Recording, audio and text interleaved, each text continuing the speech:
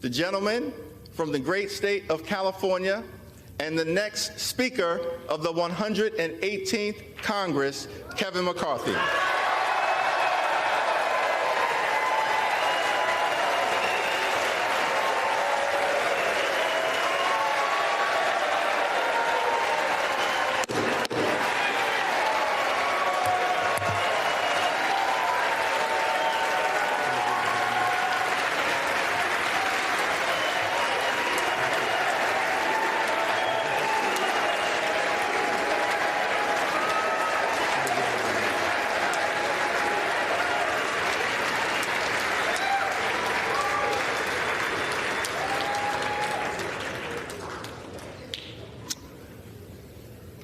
That was easy, huh? I never thought we'd get up here. Thank you, Minority Leader Jeffries. Hakeem, I've got to warn you. 2 years ago, I got 100% of the vote from my conference.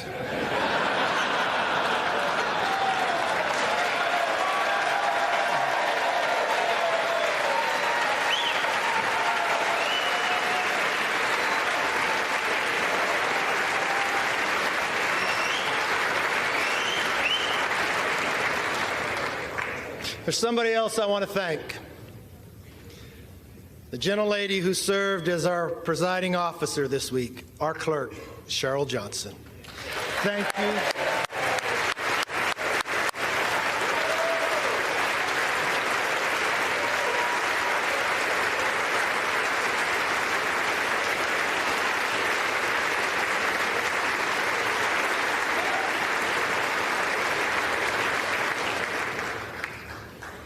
You know, my father always told me, it's not how you start, it's how you finish. And now we need to finish strong for the American people.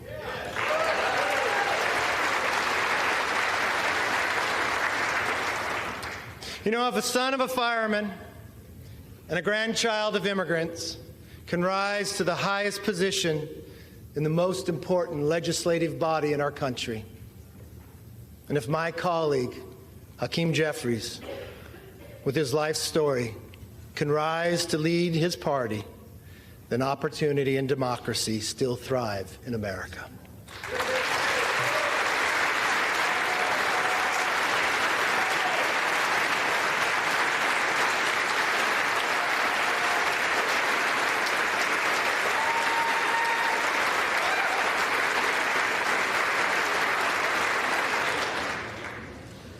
To Leader Jeffries, there will be times we agree, and many times we will differ. I promise our debates will be passionate, but they will never be personal. That's my commitment to you.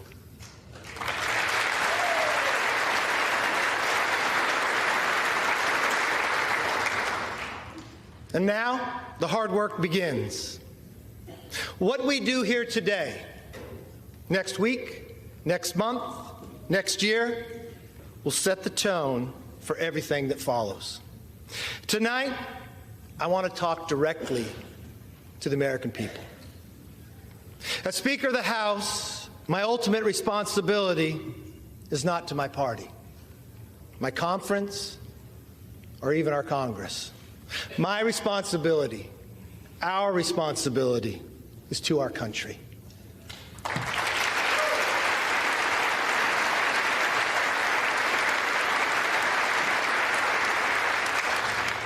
2 months ago, you voted for a new direction for our country. You embraced our commitment to America, and now we're going to keep our commitment to you.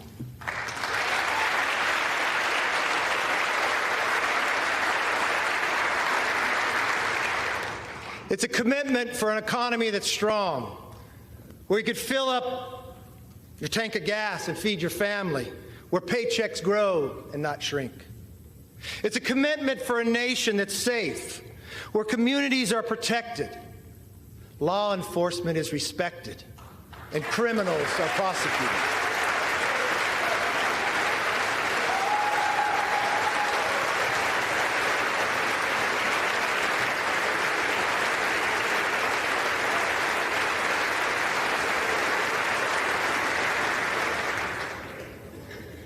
commitment for the future that's built on freedom, where children come first and are taught to dream big.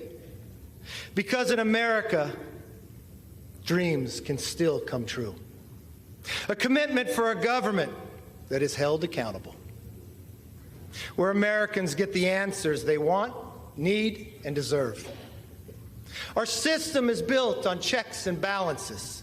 It's time for us to be a check and provide some balance to the president's policies.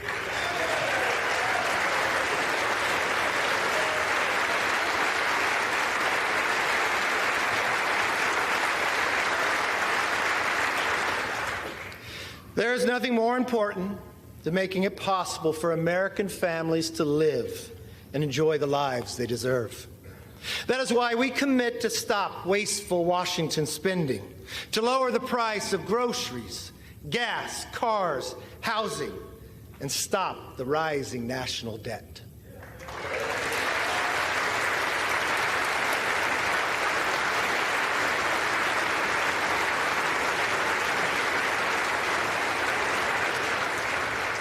We pledge to cut the regulatory burden, lower energy costs for families, and create good-paying jobs for workers by unleashing reliable, abundant, American-made energy.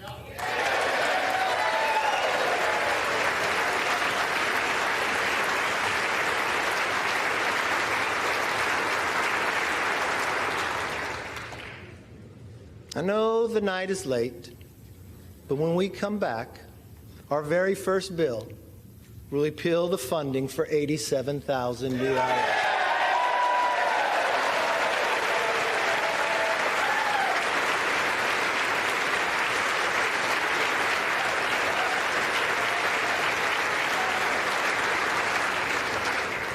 You see, we believe government should be to help you, not go after you. We're going to pass bills to fix the nation's urgent challenges, from wide open southern borders to American last energy policies to woke indoctrination in our schools.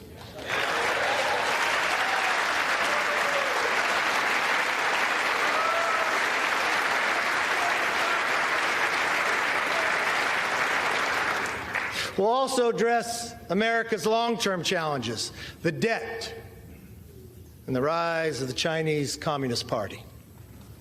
Congress must speak with one voice on both of these issues. This is why we will end wasteful Washington spending. From now on, if a federal bureaucrat wants to spend it, they will come before us to defend it.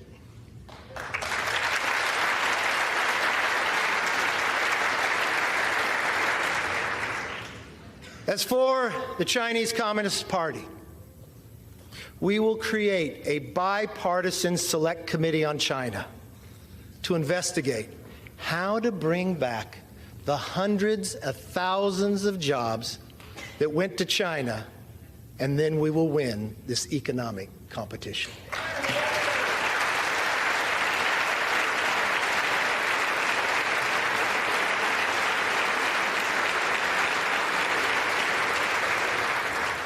Now, speaking of committees, we will hold the swamp accountable. From the withdrawal of Afghanistan to the origins of COVID and to the weaponization of the FBI.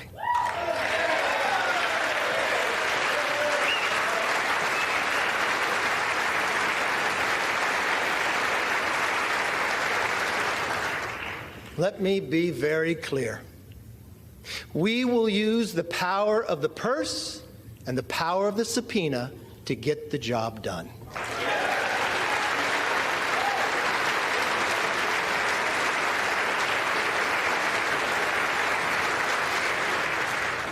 This is something we should all agree upon. We will stand up and speak out for the backbone of our economy, the hard-working taxpayer.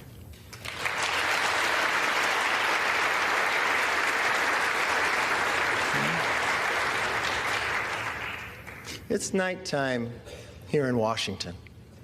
But in some ways, it's also like a new beginning, a fresh start. My friends, this chamber is now fully open for all Americans to visit.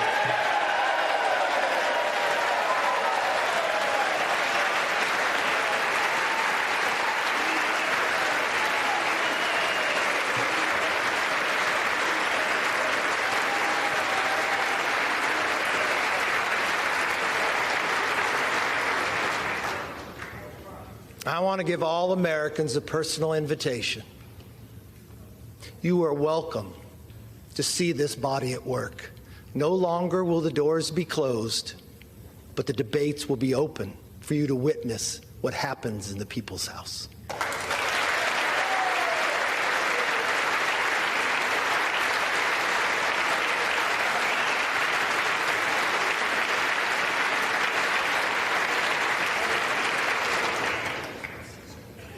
From the committee rooms to this floor, we commit to pursue the truth passionately and embrace debate. No more one-sided inquiries. Competing ideas will be put to the test in public so that the best ideas win.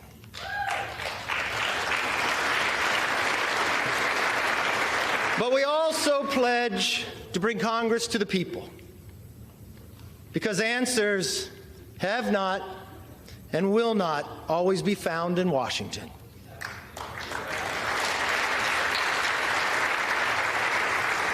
That's why one of our very first hearings will be held on the southern border.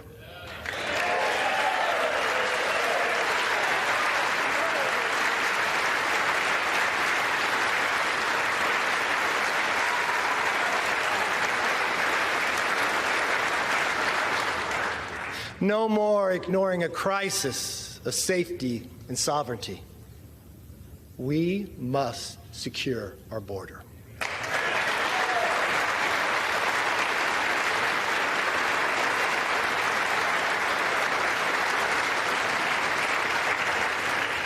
We must get America back on track. Now, on a personal note, to my family, here and at home, to Judy, Megan, Connor, Emily, my brother Mark, Monica, Zach, and yes, my mom, Bert. I am where I am because you are who you are.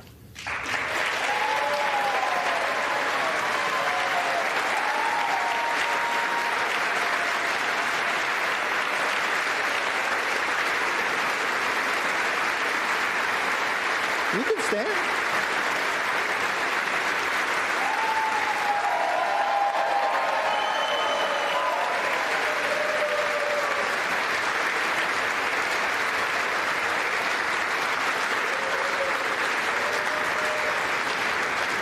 I'd also like to thank my constituents in California's Central Valley, yes, and especially my hometown of Bakersfield.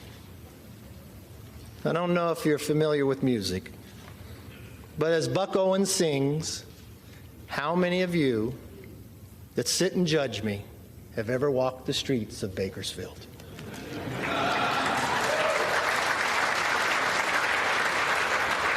Well, I've walked those streets my entire life. I know its people. They're hardworking and relentless, optimistic about our future. And I'm very honored to have the opportunity to represent them. I am a son of a firefighter. I saw firsthand what it means to have hard work, leadership, and service to others. It can change people's lives. And that is exactly why we are here today, to serve you, the people. We come here with the support of our families and the faith of our neighbors to be their voice in Washington. For all the wives and husbands, children and parents who are watching, a loved one to be sworn in, I knew it took a couple extra days. I'll be honest, it's not how I had it planned. I want you to remember this moment. Take it in. Your loved ones are about to make history. My colleagues and I thank you for your understanding and your sacrifice, and we will work every day to make you proud. My most favorite spot in this building is not in this chamber. It's in the chamber they met before, in Statuary Hall. It's my favorite place to take people on a tour. You see, it's where Abraham Lincoln served. He was just a one-term congressman, sat in the back. I like to go to that spot, and I like to stand where he stood. I like to do it at night when people aren't around. I like to look over and look at the clock, because that's the same clock and same view that Abraham Lincoln saw. I've watched Lincoln serve in the greatest challenge to our Constitution, the Civil War. I watched him take peoples who were rivals and put them together. I watched in a time that he did not know if a nation could sustain itself, but he dreamt of a future and built a railroad across the nation. I want us to all take a moment one time that you are here. I want you to stand there. I want you to look. And I want you to think, if America could do it then, we can do it now one more time.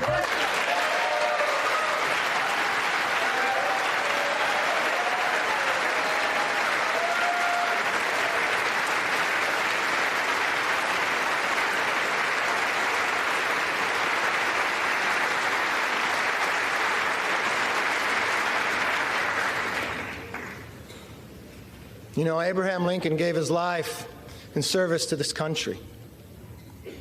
One of his most important observations about America applies today, as much as it did 160 years ago.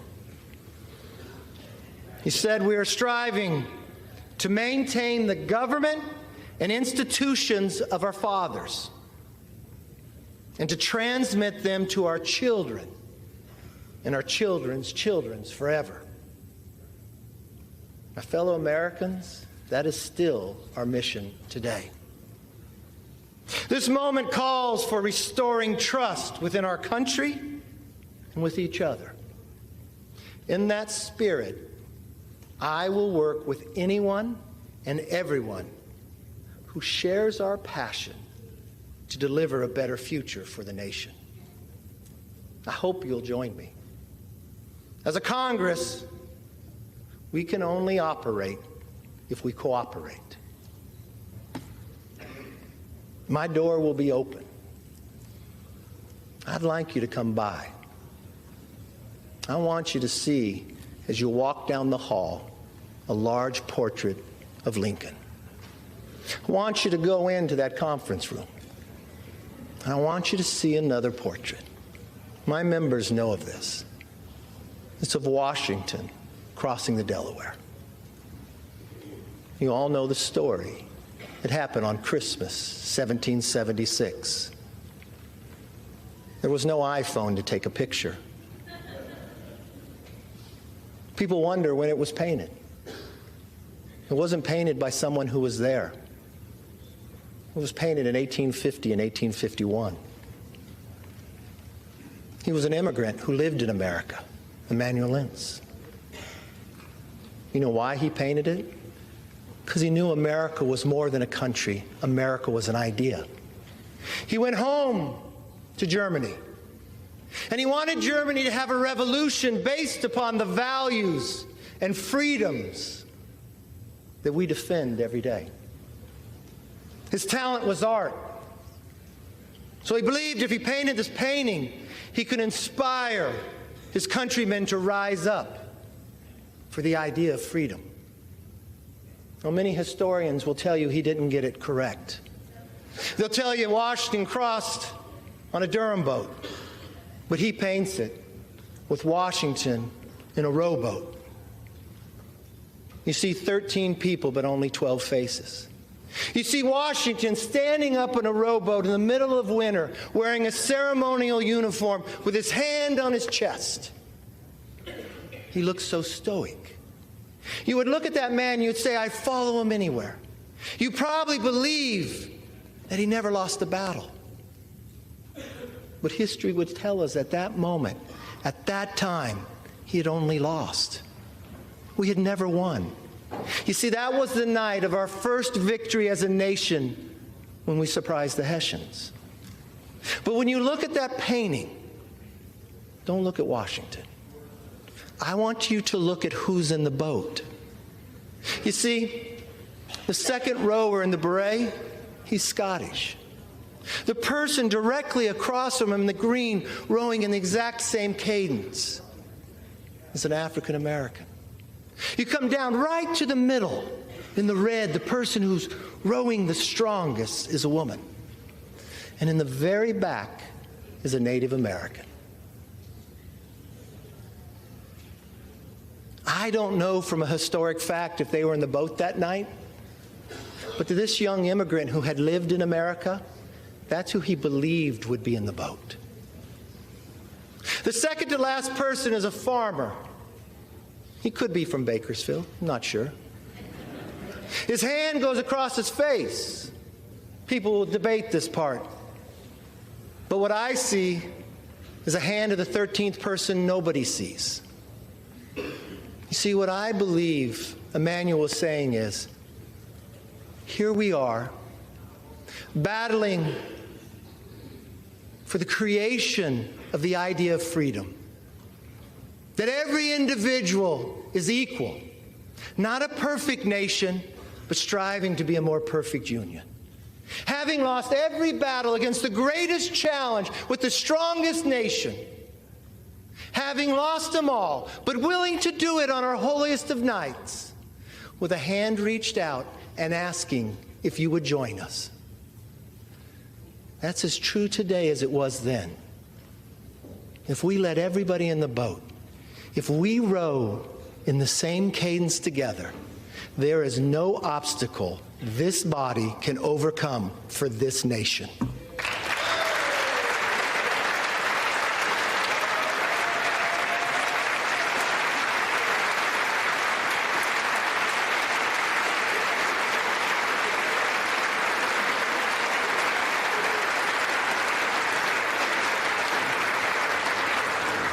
It is time for us to be the voice and worthy of their vote.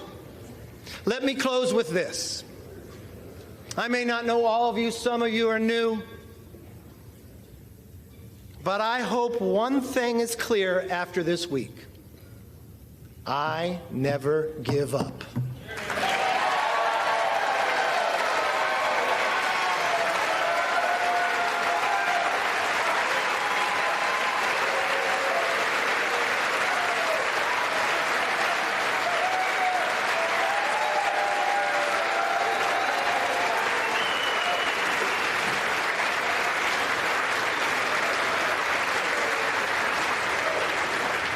I make this promise. I'll never give up for you, the American people. And I will never give up on keeping our commitment to America. Our nation is worth fighting for. Our rights are worth fighting for. Our dreams are worth fighting for. Our future is worth fighting for.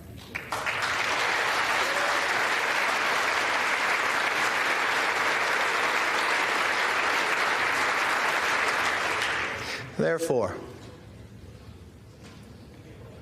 with love for this country and charity for each other, let us now take our oath and be worthy of the office on which we are about to enter.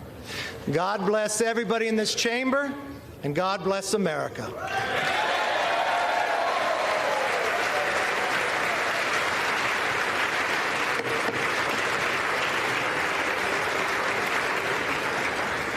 Not so fast. I have to get sworn in first.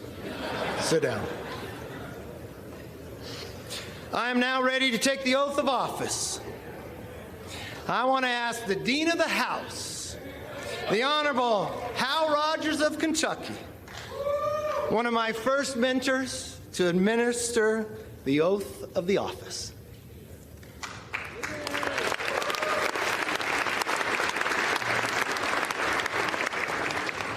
First, we want to offer a bipartisan congratulations to the gentleman from California.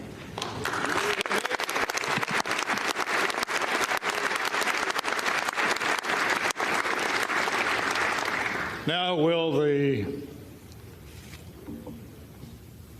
Speaker designate raise his right hand? Do you solemnly swear that you will support and defend the Constitution of the United States against all enemies, foreign and domestic, that you will bear true faith and allegiance to the same, that you take this obligation freely without any mental reservation or purpose of evasion, and that you will well and faithfully discharge the duties of the office on which you're about to enter? So help you God. Yes, I do. Congratulations and Godspeed.